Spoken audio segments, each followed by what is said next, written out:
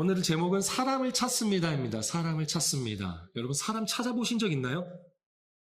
잃어버려야 찾죠? 그건 잃어버리신 적이 있으신가요? 누군가를? 예.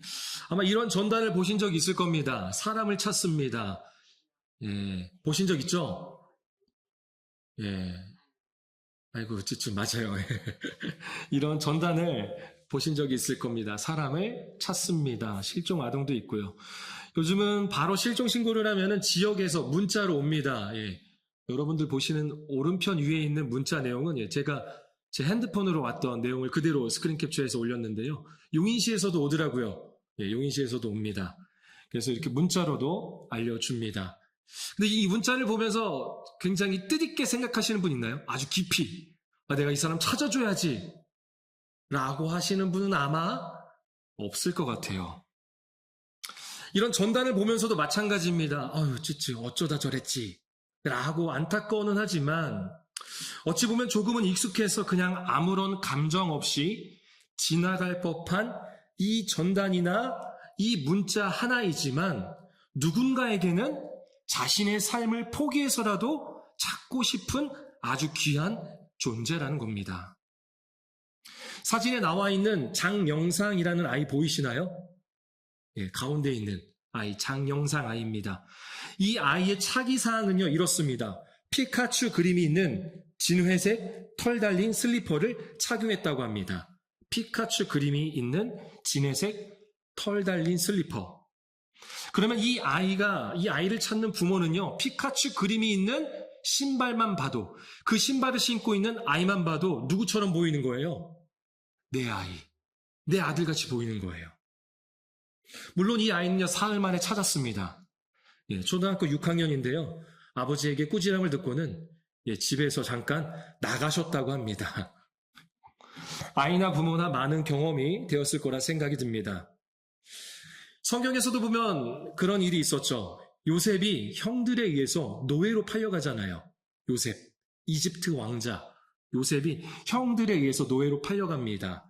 그리고 형들이 요셉이 입고 있던 채색 옷을 가지고 거기다가 숫 염소의 피를 발라놔요. 그리고 그것을 아버지 야곱에게 갖다 줍니다. 그러자 아버지 야곱이 이렇게 말을 합니다. 내 아들아, 이건 내 아들의 옷이다. 내 아들이 큰 짐승, 그 짐승에게 죽임을 당했다.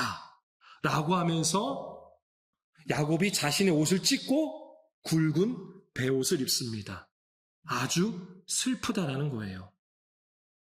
그리고 오래도록 이 아들을 위해서 슬퍼합니다. 다른 자녀들이 아버지 야곱을 위로하지만 그 위로를 받지 않습니다. 창세기 37장 35절에서는 야곱이 어떻게 하는지를 보여주는데요. 같이 한번 읽어보겠습니다. 그의 모든 자녀가 위로하되 그가 그 위로를 받지 아니하여 이르되 내가 슬퍼하며 스올로 내려가 아들에게로 가리라 하고 그의 아버지가 그를 위하여 울었더라. 스올이 뭐예요? 스올. 예, 지옥. 맞아요. 지옥. 성경에서는 지옥이라고도 번역을 하고요.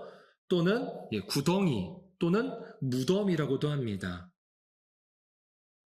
그렇다면은 야곱이 내가 지옥에 가겠다라는 표현일까요? 그게 아니죠. 우리 정서적으로 보면 이런 겁니다. 나도 데려가라. 나도. 내 아들 요셉이 있는 곳으로 나도 데려가라. 라는 거예요. 그만큼 슬프다라는 거죠. 애절한 것입니다. 이후 성경에서는요, 기록되어 있진 않지만 아버지 야곱은요, 아들 요셉에게 입혔던 채색 옷만 봐도 누군가가 그것을 입기만 해도 누구처럼 보이는 거예요? 아들 요셉처럼 보이는 거예요. 때로는 요셉이 아닌가 따라가기도 하고 한번 말도 걸어보고 때로는 잘 모르는 사람이다 하더라도 한번 안아보고 싶은 거예요. 사람을 잃은 고통은 그 누구도 쉽게 위로할 수가 없습니다.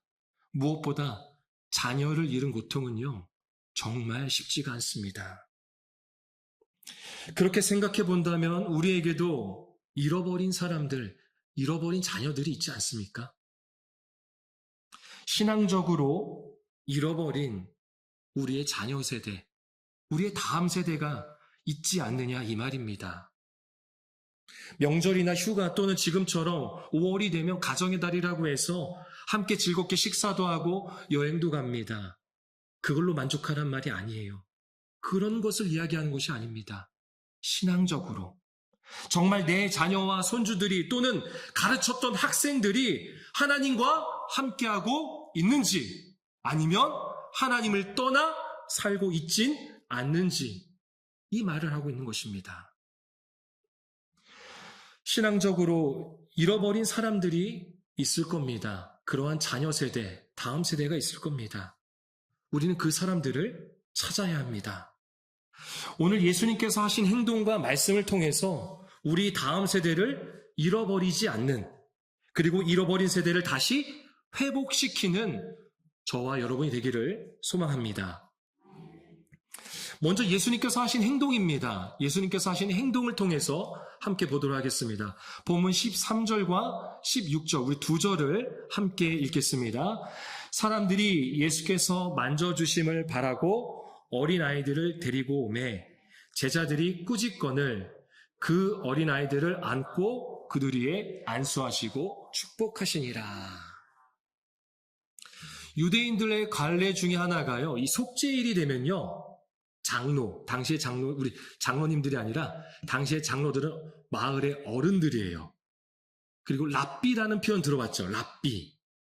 예, 랍비는 선생님 또는 스승입니다. 다시 말해서 마을의 어른이나 선생님에게 아이를 데려옵니다. 그리고 머리에 손을 얹고 축복 기도를 하게 했어요. 그런데 사람들이 예수님이 오셨다는 소식을 들었습니다. 그러니 예수님께 누구를 데려오는 거예요? 다 내 아이들을 데려오고 싶은 거예요. 축복기도 받게 하고 싶은 거예요. 그런데 누가 막아요? 13절 마지막에 보니까 제자들이 꾸짖거늘, 제자들이 막습니다. 그들이 꾸짖습니다. 우리 스승님은 지금 어린아이나 상대할 분이 아니야. 그런 수준이 아니야. 그런 클래스가 아니야. 이분이 어떤 분인지 알아? 이제 왕이 되실 분이야. 왜 어린아이들을 데려와? 비켜! 저리 가! 라고 하는 것이죠. 아주 면박을 주는 겁니다. 근데 예수님은 어떻게 하셔요? 16절에 보니까 그 어린아이들을 안고 그들 위에 안수하시고 축복하시니라. 예수님은 다르게 하십니다. 예수님은 그들을 안아주시고 그 어린아이들에게 안수해 주시고 축복해 주십니다. 이것은 한마디로 말하자면 이 아이들을요, 어린아이들을 인정해 주셨다라는 거예요. 인정. 예. 제자들은 어린아이들을 부정했습니다. 하지만 예수님은 인정하셨습니다. 인정의 생각에서 인정의 말과 행동으로 보이셨던 거예요. 협상 전문가인 류재언 변호사라고 있습니다. 류재언 변호사. 이분은 기업과 정부 기관을 중심으로 협상을 하는데요. 이 류재언 변호사가 요즘 유독 협상이 잘 안 되는 사람이 있다고 합니다. 누굴까요? 여러분들 협상이 잘 안 되는 사람 누굴까요? 네, 바로 자녀입니다. 자녀. 자식이 안 돼요. 자식은. 그러면서 자신의 어린 시절을 이야기했습니다. 초등학교 6학년 때요, 어머니가 공부를 좀 많이 시켰나 봐요. 또 초등학교 6학년이면 사춘기잖아요. 그래서 공부를 안 하기로 마음을 아주 강하게 먹었다고 합니다. 공부해봤자, 잘해봤자 엄마만 행복하다라는 거예요. 그런 생각을 한 거죠. 그래서 시험을 보는데 다 3번으로 찍었습니다. 그러던 어느 날 담임 선생님이 부르시더니 이렇게 말씀하시는 겁니다. 여러분 보는 바와 같이 이렇게 6학년 담임 선생님이 말씀하십니다. 일기장을 보면 정말 많은 친구들이 너를 좋아하는 것 같아. 나는 너가 스스로 생각하는 것보다 너가 가지고 있는 능력이 훨씬 더 크다고 생각해. 그런데 정작 너는 잘 모르는 것 같아. 선생님이 하신 인정의 말이 엄청난 위로와 격려가 되었다고 합니다. 그러면서 두 눈에서 막 눈물이 흐르려고 하는데 사춘기잖아요. 창피하니까 참았다는 거예요. 눈물이 글썽글썽 걸었겠죠. 그런데 이 담임 선생님이 사친구의 자신을 인정해서 그 눈물 흘리려고 하는 모습을 일부러 외면했대요. 피해줬대요. 자존심을 지켜주는 거죠. 그러면서 자녀와 행복한 협상을 하려면 가장 먼저 대화를 부정적인 말이 아니라 인정의 말로 시작을 하라고 합니다. 부정의 말로 시작을 하면 어떻게 될까요? 부정의 말로 시작을 하면 나의 부정을 자녀가 바로 인정할까요? 안 해요. 안 해요. 시작부터 부정의 말을 들은 대화는요, 부정적일 수밖에 없습니다. 인정하는 것처럼 보여도요, 아니에요. 속으로는 부정하고 있습니다. 부정의 말을 하지 말라는 게 아닙니다. 대화의 시작을 인정의 말로 하라는 것입니다. 결국 관계에 있다라는 거예요. 관계. 메신저 효과라는 말이 있습니다. 메신저 효과. 전달하는 메시지의 내용이 무엇인지 보다 메시지를 전달하는 메신저에 대한 신뢰와 호감이 상대방을 설득하는 데 더 결정적인 영향을 미치는 효과를 말합니다. 쉽게 말해서 말하는 내용보다 말하는 사람이 더 중요하다는 거예요. 말하는 사람과의 신뢰, 그 호감이 더 중요하다는 거죠. 그런 의미에서 본다면 우리가 우리의 자녀들에게 많이 했던 말들 있잖아요. 야, 오늘 꼭 교회 가야 된다. 너 용돈에서 꼭 하나님께 드릴 헌금 준비해야 된다. 하나님의 말씀인 성경 읽어야 된다. 공부하기 전에는 기도해야 된다. 라는 말 했어요, 안 했어요? 했잖아요. 선생님들도 했잖아요. 교회 학교 선생님들도. 그런데 사실 이런 말보다 더 중요한 게 뭐라고요? 말의 내용보다, 메시지보다 메신저, 말하는 내가, 말하는 사람이 더 중요하다는 겁니다. 이 말하는 사람과의 관계, 그 신뢰가 더 중요하다는 거죠. 청소년 사역을 오래 하면서 의도치 않게 자녀들을 신앙적으로 잃어버린 그런 부모님들을 종종 만나게 됩니다. 그 부모님들은 다 똑같이 얘기해요. 다 그렇게 했다라는 거예요. 야, 예배 잘 드려야 된다. 야, 이왕 할 거면 찬양단 해라. 임원해야 된다. 주일 예배는 절대로 빠져선 안 된다. 학원 가기 전에 꼭 예배 드리고 가야 된다. 라고 가르쳤다라는 거예요. 최선을 다했는데 신앙이 안 자라고 때로는 교회를 떠나버렸다라는 거죠. 하지만 우리는 알 수 있습니다. 메시지보다 뭐가 더 중요하다고요? 메신저가 더 중요하다는 거예요. 그런 말을 하고 있는 나와 자녀와의 관계, 교회 학교도 마찬가지입니다. 나와 학생과의 관계에서 신뢰가 있어야 합니다. 그럴 때 그 말이 인정의 말과 그리고 인정의 행동으로 느껴지는 거예요. 예수님은 아이들을 인정해 주셨습니다. 실컷 혼내다가 실컷 잡들이 하다가 안수하고 축복해 주시는 게 아니라 인정의 말과 인정의 행동으로 안아주시고 안수하시고 축복하셨습니다. 바로 앞장인 9장에서도 어린아이를 하나를 안으시면서 제자들에게 이렇게 말씀하십니다. 우리 9장 37절 말씀 함께 읽겠습니다. 누구든지 내 이름으로 이런 어린아이 하나를 영접하면 곧 나를 영접함이요. 누구든지 나를 영접하면 나를 영접함이 아니요. 나를 보내신 이를. 아멘. 어린아이를 영접하는 것은 곧 누구를 영접하는 거라고요? 예수님을 영접하는 거래요. 그리고 예수님을 영접하는 것은 곧 이 땅에 예수님을 보내신 하나님을 영접하는 것이라고 말씀하십니다. 우리가 자녀 또는 다음 세대와 대화를 할 때 인정의 말로 시작을 하고 인정하는 행동을 보인다면 결국 그것이 누구를 인정하는 거예요? 예수님, 더 나아가 하나님을 인정하는 것이라는 거예요. 그 인정의 말을 어떻게 할까요? 인정의 말이 뭐가 있을까요? 해봤어야 알잖아요. 그런데 사실은 그거보다 더 들어봤어야 알잖아요. 여기 계신 많은 분들이 아마 들어본 세대가 아닐 겁니다. 인정의 말 한번 보여주실까요? 예를 들어서 이런 겁니다. 우리 같이 한번 읽어보겠습니다. 내가 있어서 우리 가족은 더 행복해. 너는 항상 우리에게 특별하고 소중해. 나는 오늘도 너를 볼 수 있다는 것에 하나님께 감사해. 많이 속상하고 힘들었겠구나. 나였어도 많이 힘들었을 거야. 너를 위해 기도할게. 예. 아이가 우네요. 괜찮아요. 예.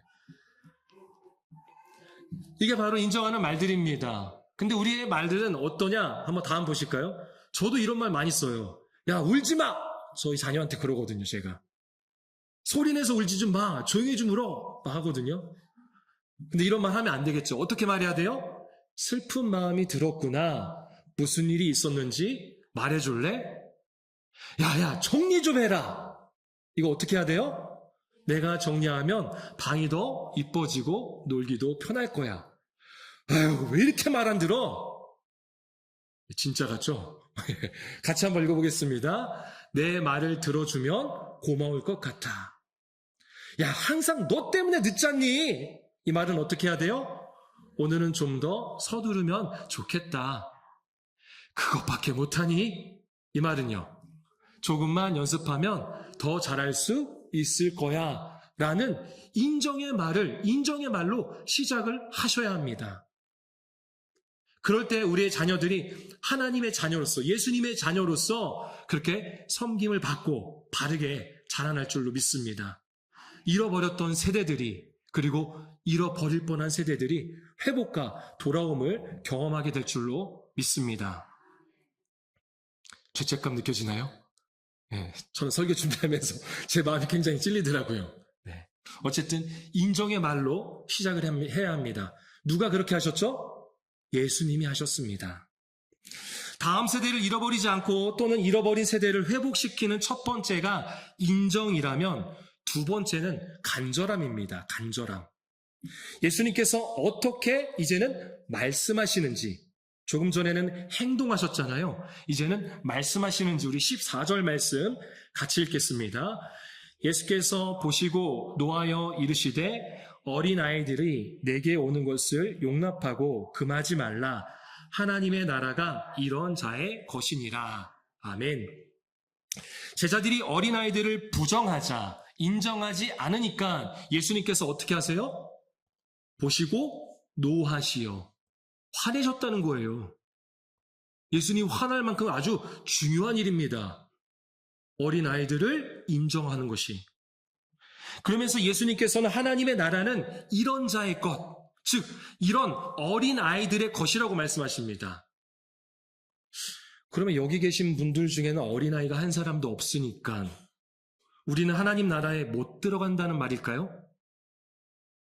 다음 구절을 읽으면 알 수 있습니다. 우리 15절 말씀 함께 읽겠습니다.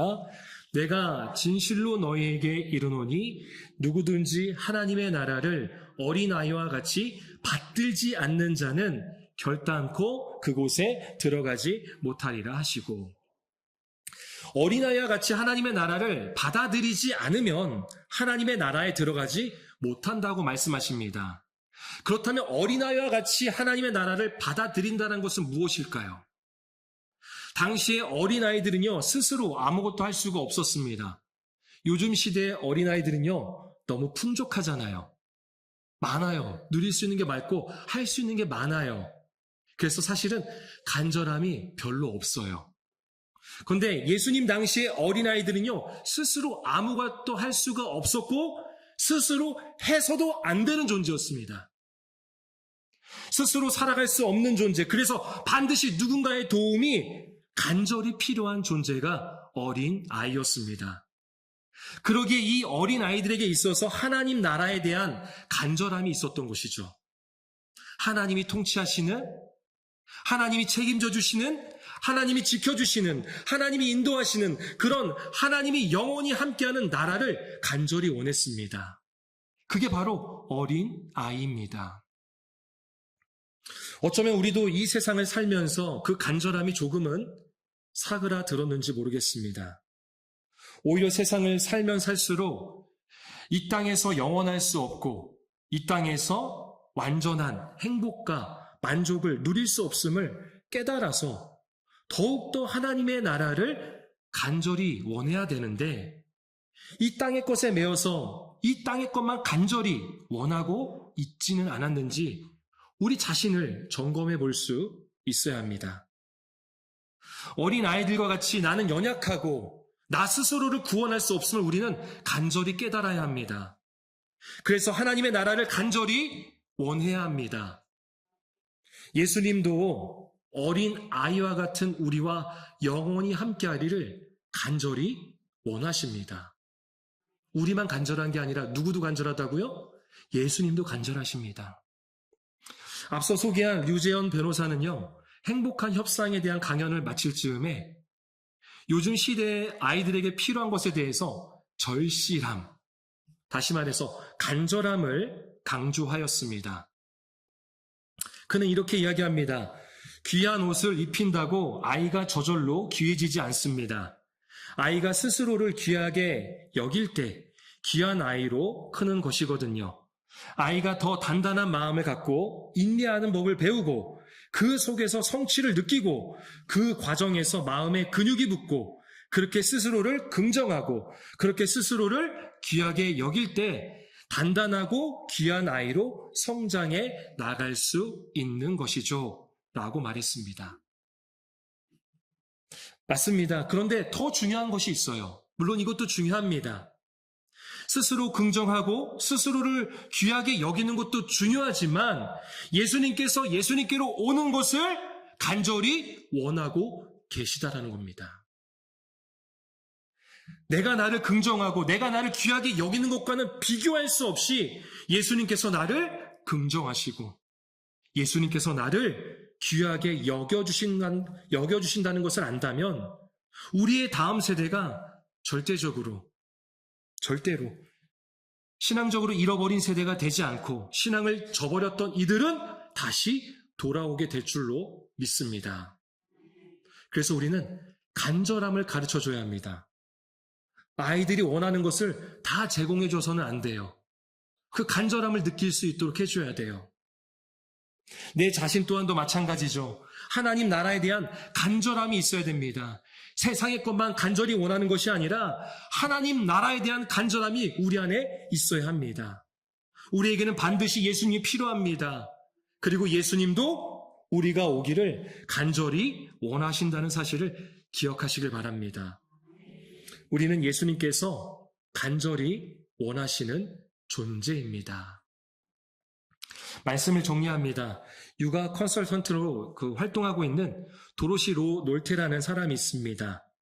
그리고 레이첼 해리스라는 사람인데 이 두 사람이요 함께 책을 썼는데 아이들은 생활 속에서 배운다입니다. 아이들은 생활 속에서 배운다. 그 중에 제가 정리를 좀 해봤는데 먼저 부정적인 부분입니다. 우리 같이 한번 읽어볼까요? 야단을 맞으며 자라는 아이들은 비난하는 것을 배운다. 적대적인 분위기에서 자라는 아이들은 싸우는 것을 배운다. 두려움 속에서 자라는 아이들은 불안감을 배운다. 놀림을 받으며 자라는 아이들은 질투 속에서 자라는 아이들은 반면에 인정의 부분들이 있습니다. 인정의 말과 인정의 행동들인데요. 이것도 같이 한번 읽어보겠습니다. 칭찬을 받으며 자라는 아이들은 남을 인정하는 것을 배운다. 포용 속에서 자라는 아이들은 친절과 배려 속에서 자라는 아이들은 남을 존중하는 법을 배운다. 안정감을 느끼며 자라는 아이들은 자기 자신과 주변 사람에 대한 믿음을 배운다. 친밀한 분위기 속에서 자라는 아이들은 이 세상이 살기 좋은 곳이라는 것을 배운다. 그렇게 되기를 소망합니다. 인정하는 말과 행동으로 우리와 우리 다음 세대의 신앙이 회복될 줄로 믿습니다. 이 땅이 아닌 하나님의 나라에 대한 간절함을 알려주시길 바랍니다. 내가 먼저 하나님 나라에 대한 간절함, 그리고 어린아이와 같은 내가 오기를 원하시는 예수님의 간절함을 마음에 새기고 이것을 우리가 우리의 자녀 세대, 다음 세대, 그리고 이 땅의 많은 어린이들, 더 나아가 많은 자녀들에게 증거하는 저와 여러분이 되기를 소망합니다. 그렇게 우리가 간절히 찾던 우리의 다음 세대가 다시 주님께로 돌아오게 될 줄로 믿습니다.